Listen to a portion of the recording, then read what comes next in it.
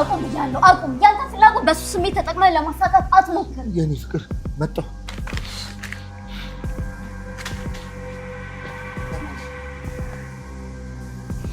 ግን እነዚህ አሁን ሰው ናቸው ነው የቴሬስ ታዲያ በሩን ክፍት አድርጋ የቴሬች ንገረኛ ቀርበን እየመጣ ነው ብለህ ነገር ነው አይደል አድናን የወጣው ካንተ ጋር አይደለም በምን ጊዜና በምን ቅጽበት ነው ነግራት እንጂ ደሞ እኔ ከዚህ በኋላ ለሚራ ክፋት እንጂ ደግነት የሚያስብ አይምሮ የለኝም እሺ ሮቤል አንተ እኮ እባብ ነህ በዚህ ቅጽበት በር ክፍት አድርጋ የትም ትሄድ አትችልም የሆነ ነገር ብላ በፍጹም አድናን እኔ ምንም ነገር አላወራኋትም ጭራሽ ምንም ነገር አልነገርኳትም ምናልባትም ቅርብ ቦታ ብትሆን በሩን ክፍት አድርጋ ውሸታሞች ናችሁ የትም ብትሄድ አለቃትም እሺ ደግሞ በዚህ ጉዳይ እንደማልበራት ንገራት እኔ ምን አይደለም እኔ በጣም የተሻለ ሀሳብ አለ ካንተ ምንም የተሻለ ሀሳብ ሊወጣ አይችልም ለምን ሐሰተኛ ዶክመንት የሰራው ራሱን ሰለሞን ማከስ በከስም አንተንም ጭምር ነው እሺ በሐሰት ሽባ ነኝ ብለህ ባሰራው ወንጀል እንደዛ ከሆነ ተወቀ ሌላ ሀሳብ አለ ትሰማኛለህ ዛሬ እንዴትም ብላ አስመለጣት ሊሆን ይችላል እንኳንም ቤቷን አወቃት እኔ በራሴ መንገድ ፈልጌ ያገኛታለሁ ሳገኛት ግን ምን ያህል እንደምከፋባት ንገራት እሺ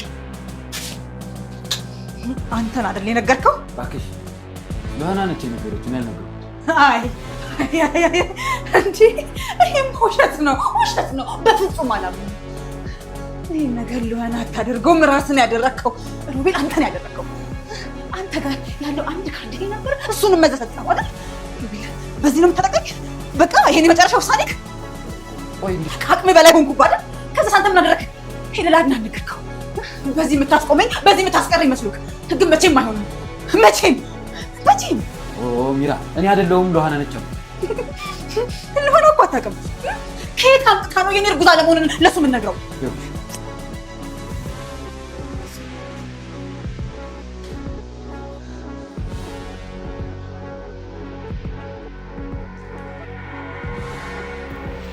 የነ አድናንን ቤት የጸብ ቀጠና ያደረጉት ሁለት አስመሳዮች ሮቤልና ሚራም በበፊትም ብዙ ነገሮችን እያድበሰበሱና ስህተትን ለመስራትም እንዲሁም ስህተትን እየሸፋፈኑም ነበረ የቆዩት።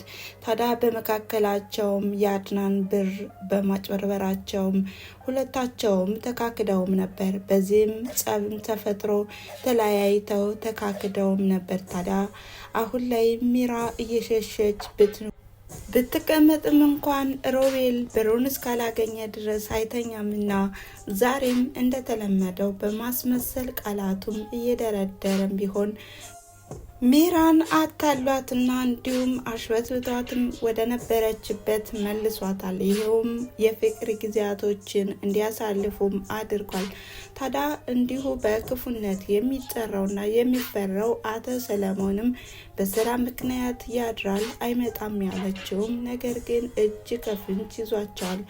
በዚህም ሮቤል ከዚህ በፊትም ያውቀዋልና በጣምም ደቁሶትም ስለነበር እሱ ከመጣማ እያለ በፍራቻም ቢሆን ቢገለኝም የራሱ ጉዳይ በማለትም እንግዲህ ለገንዘብ ያለው ፍቅር በጣም ልዩና ጥልቅ ነውና ሚራን በምን አይነት መንገድ ማሽበትበትና እንዲሁም በፍቅር አስመስሎም ለመቅረብ ስለወሰነም ነበር ይሄን ነገር ያደረገው።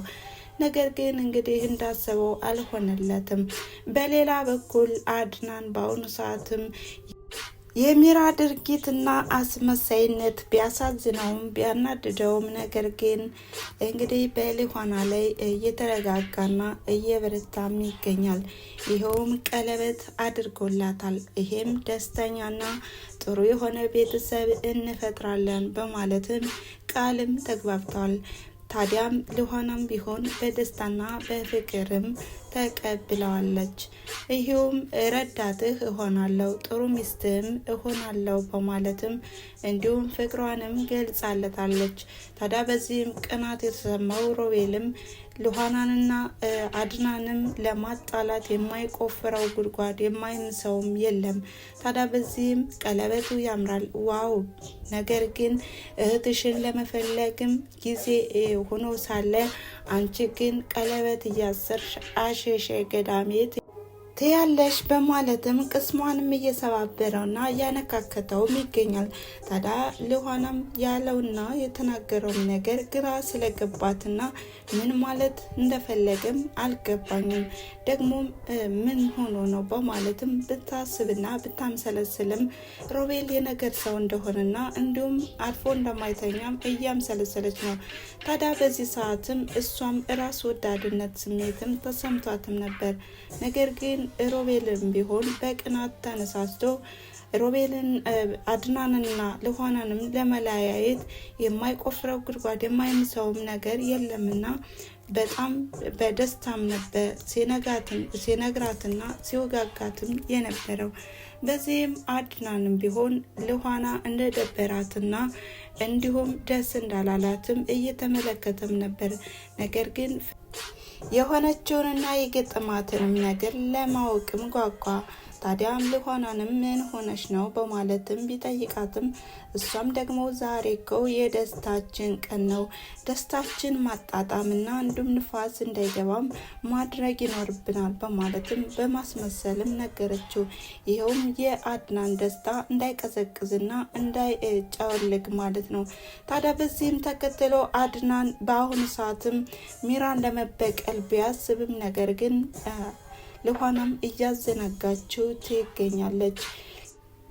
በሌላ በኩል ሚራ ከሀገር ለመውጣት የማትቆፍረው ጉድጓድ የማታስመስለውም ዘዴ የለም ነበር። ነገር ግን በአስመሳዩና በሮቤልም እየተደነቃቀፈባት ይገኛል።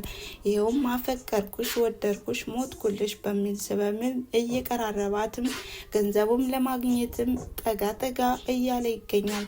ነገር ግን አቶ ሰለሞን ተብዬውም አፈቅርሻለሁ፣ እወድሻለሁ እያለም እንዲሁ ሚራንም እያሽበተበታትና እያታለላትም ይገኛል። ነገር ግን ሚራ በምትኩ የሮቤልን ያላትን ስሜት ቅንጣት እንኳን ለአቶ ሰለሞን የላትም። እንደውም ቀረብ ሲላትም ምን አይነት የሆነ ነው ደግሞ ምን አይነት ጉድ ነው እንዲሁ ፍቅር ፍቅር ይላል። እረ ፍቅር ፍቅር የሚለውን ነገር ማቆም አለበት። ደግሞም አንድ ቀን እንኳን ጫፌን አይነካትም ስትልም ስትዝትና ስትፎክርም ሰምተናትም ነበር። ነገር ግን አቶ ሰለሞን የእውነት አፍቅሯት ነው ወይስ የያዘችውን ይዛ እንዲሁ አጭበርብሪያት ላሽላለሁ ብሎ ይሆን? ብቻ ሚራ በአሁኑ ሰዓትም በሁለት አውሬዎች ተከባለች ማለት ነው። ከሞቀ ጎጆዋ ከደመቀ ትዳሯም ወጥታ ይሄው እየተንጓለለችና እንዲሁም ውጥረት ላይም ሆና ትገኛለች። አሁን ላይ ሮቤልንም የእውነት ማፍቀራው ይመስላል። እንደዛ እንዳለፈለፈችበት እንዳልዛተችበት እንዲሁም እኔ ካንተ ምንም አይነት ነገር የለኝም፣ የወንድምህን እግር እያጠብክ መኖር ትችላለህ፣ የኔና ያንተ አልቆለታል አክትሙለታል ያለችው ሚራም ቢሆን በማስመሰል ቃላቱም ሲነግራትም እሷ ግን ምንም እንዳልተፈጠረ አድርጋ ተታላለች። አሁን ላይ ሮቤል ገንዘቡን ካላገኝና እንዲሁም ብዙ ነገሮችንም ወደ እሱ ቀጥተኛ መንገድ ካልተጓዘችለት አሁን ላይ ሚራ ውጥረት ላይ ናት ማለት ነው። በሌላ በኩል የልኋና እህት ጉዳይ ፖሊሱ እንደያዘውና እንዲሁም የአድናን ወንድም ወይም ጓደኛው እንደሆነ ያላወቀችውም አሁን ላይም ከአድናን ጋርም ብዙ እሰጥ አገባ ትገባለች። ምክንያቱም በአሁኑ ሰዓትም ፖሊሱ ምንህ ነው ጓደኛህ ነው ወይ በማለትም ጀመር አድርጋለትም ነበር። በዚህም የሰጋውና እንዲሁም ችግር የገጠመው አድናንም ቢሆን ቀጥታ ወደ ሮቤል ነበር ያመራው። ታዲያ ሮቤልንም አላገኘውም ነበር። የት ሄዶ ነው ይህ አስመሳይና እንዲሁም አውሬ የሆነ ሰው በማለትም ብዙ እየዛተበትና እየፎከረበትም ነበር። ምን አልካት? እንዴትስ ምን አይነት ሚስጥር ነው የምትናገረው? ደግሞም እህቷን ለማግኘት ብዬ እኔ ብዙ ነገሮችን እየከፈልኩኝ እናንተ ግን ሌላ ድራማ እየሰራችሁ ይሄው ከልኋና ጋር እንዳልገናኝና እንዲሁም ጥሩ ጊዜ እንዳላሳልፍ ታደርጉኛላችሁ በማለትም ይገጥሟል ማለት ነው። ታዲያ እንግዲህ አሁን ላይም ሮቤልና ሰለሞንም ይገጥማሉ በሚራ ምክንያት። እንግዲህ ማንኛው ጉዳት ይደርስበት ይሆን የሚለውን በቀጣይ ቪዲዮ የምናይና የምንመለከት ይሆናል ማለት ነው። እና ምን እንደሚፈጠርና ምን አይነት ትዕይንት እንደሚኖረውም እናንተም ግምትና ሀሳብ አስተያየታችሁንም በኮሜንት መስጫ ላይ አስቀምጡ እያልኩኝ እናም የዛሬ ቪዲዮ ይሄን ይመስል ነበረ። ሚራ በምን አይነት መንገድ ትመጣ ይሆን? እንዲሁም ሮቤል እንግዲህ መዋረዳቸው አያልቅባቸውም እና እንዲሁም በምን አይነት መንገድ አስመስለው ከአቶ ሰለሞን ግልምጫና ዱላ ይዱን ይሆን? በሌላ በኩል በአሁኑ ሰዓትም ሮቤልም ቢሆን ለአቶ ሰለሞን የሆነ ሀሳብም መጥቶልኛል፣ ደግሞም ፎርጅድ ነገር ባሰራበትም እንክሰሰው በማለትም አድናንን ጠይቆትም ነበር። አድናንም መልሱ እንደዚህ ማድረግ አለብን አልነበረም ነበር መልሱ። ይኸውም ተገልብጦ አንተን ነው የምከሰው፣ ምክንያቱም ያኔ በውሸትም ሽባ ነኝ ብለህም ወልቸር ላይ ስለተቀመጥክና ለብዙ ዘመናት ስላጭበረበርከኝ በማለትም መልሶለትም ነበር። እንግዲህ በአሁኑ ሰዓትም የሁለት ወንድማማቾችም ፍጥጫና እንዲሁም በጣም ነገራቸውም እየሰፋና እየተባባሰ መጥቷል። እናም በቀጣይ ቪዲዮ እስከምንገናኝ ድረስ መልካም ጊዜ። አመሰግናለሁ።